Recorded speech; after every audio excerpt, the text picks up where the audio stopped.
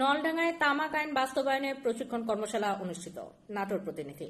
নাটোরের নলডাঙ্গায় উপজেলা পর্যায়ে তামাক আইন বাস্তবায়নে টাস্ক ফোর্স কমিটির সদস্য ও কর্তৃত্বপ্রাপ্ত কর্মকর্তাদের নিয়ে একদিনের প্রশিক্ষণ কর্মশালা অনুষ্ঠিত হয়েছে। বুধবার বেলা 10টার দিকে উপজেলা পরিষদ হলরুমে উপজেলা প্রশাসনের আয়োজনে উপজেলা নির্বাহী কর্মকর্তা ইউএনও রেদওয়ানুল হালিমের সভাপতিত্বে প্রশিক্ষণ কর্মশালায় বক্তব্য রাখেন উপজেলা সহকারী কমিশনার ভূমি আশিকুর রহমান, উপজেলা কৃষি কর্মকর্তা কিশোর হোসেন, উপজেলা শিক্ষা কর্মকর্তা সানাউল্লাহ, নলডাঙ্গা থানার ওসি তদন্ত মনোয়ার জাহান, নলডাঙ্গা উপজেলা স্বাস্থ্য কর্মকর্তা শঙ্কর প্রসাদ অধিকারী প্রমুখ।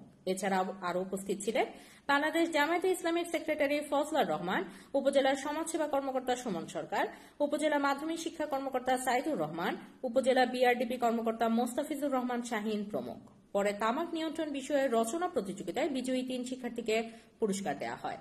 আপনি সুযোগ পাবেন অন্ততপক্ষে এই বিষয়গুলোকে ধারণ করে তাদের মাঝে বিস্তার করবেন, এটা আশা করি।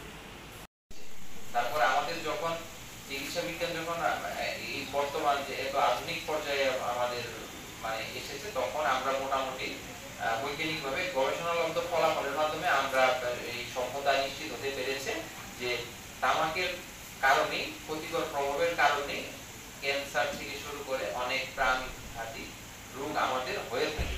ঠিক শুধু যে প্রশাসনের ক্ষতি হচ্ছে বা ক্যান্সার হচ্ছে তা নয়, পাশাপাশি 39 ধরনের বিভিন্ন শারীরিক জটিলতা তৈরি হয় এই তামাক সেবনের কারণে। এখন আমরা দেখি যে মূলত আমরা সিগারেট যারা খাচ্ছে বা যারা বিড়ি খাচ্ছে দেখে আমরা তামাক সেবনকারী বলে থাকি, কিন্তু যারা আমরা নির্দ্বিধায় পানের সাথে বিভিন্ন ভাবে আওলা বা জর্দা সেবন করছি, এই বিষয়টাকে আমরা সবসময় মানসিকভাবে একটু এড়িয়ে যেতে চাই। আসলে কিন্তু বিষয়টা ওইটা আরো বেশি মারাত্মক। সাংবাদিক দায়বদ্ধতা আছে, তার পাশাপাশি সাংবিধানিক বাধ্যবাধকতার আলোকে 2005 সালে প্রথমত হচ্ছে ধূমপান এবং তামাকের দ্রব্য ব্যবহার নিয়ন্ত্রণ আইন পাস হয় 2005 সালে। তার আলোকে 2005 সালে হচ্ছে তামাক ধূমপান এবং তামাকের দ্রব্য ব্যবহার নিয়ন্ত্রণ বিধিমালা 2005 সালে একটা বিধিমালা হয়। পরবর্তীতে 13 সালে আইনটা সংশোধন হয়েছে, 13 সালে সংশোধন হয়েছে এবং সর্বশেষ তামাক নিয়ন্ত্রণ সেল বিধিমালা 2022 করা হয়েছে। এই সমস্ত বিধিমালার আলোকে মূলত ধূমপান এবং তামাকের দ্রব্য ব্যবহার সংক্রান্ত যে বিধিবিধান, সেই বিধিবিধান বাংলাদেশে কার্যকর করার জন্য পদক্ষেপ গ্রহণ করেছে সরকার। এখানে আমাদের সচেতন থাকতে হবে। প্রকাশ্যে ধূমপান করলে গন্ধ আসে, মুখে দুর্গন্ধ হয়, কিন্তু এটি কিন্তু সেই ধরনের নিয়ম নেই। যার কারণে আমাদের বড় সমস্যা এটা। আমি যেটা বলতেছিলাম সেটা হচ্ছে আমাদের মাথা থেকে পা পর্যন্ত গন্ধরে কিন্তু ধূমপানের প্রভাব আছে। আপনি যদি মাথায় আসে, সবচেয়ে প্রাথমিক কোথায় হয়?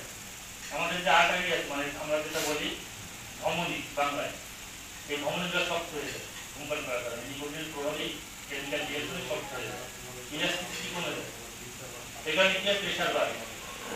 তার মধ্যে নিকোটিন যেগুলো আছে ওগুলো কিন্তু আর্টারি ওয়ালে জমা হয়ে আসে, অ্যাথেরোস্ক্লেরোটিক ক্যান্সার ওগুলো জমা হওয়ার কারণে আর্টারিগুলো ত্রিকোণ আর্টারি যেগুলো খালি যদি দেখা কষ্ট হয় সেগুলো শক্ত হয়ে যায় এবং ইলাস্টিসিটি কমার কারণে ওগুলোকে এক্সপানশন করতে পারে না, ডাইলেশন হয় না, তখন কি ধীরে যায়, কিছু কিছু জায়গা দুর্বল হয়ে যায়, তখন ব্রেনে স্ট্রোক হয়। ব্রেনের সার্কুলেশন, রক্ত চলাচল কমে যায়, রক্ত চলাচল কমার কারণে কি হয়, আমাদের অ্যাট্রোফি হয়, সেরিব্রাল অ্যাট্রোফি, ব্রেনটা আস্তে আস্তে ছোট হয়ে যায়।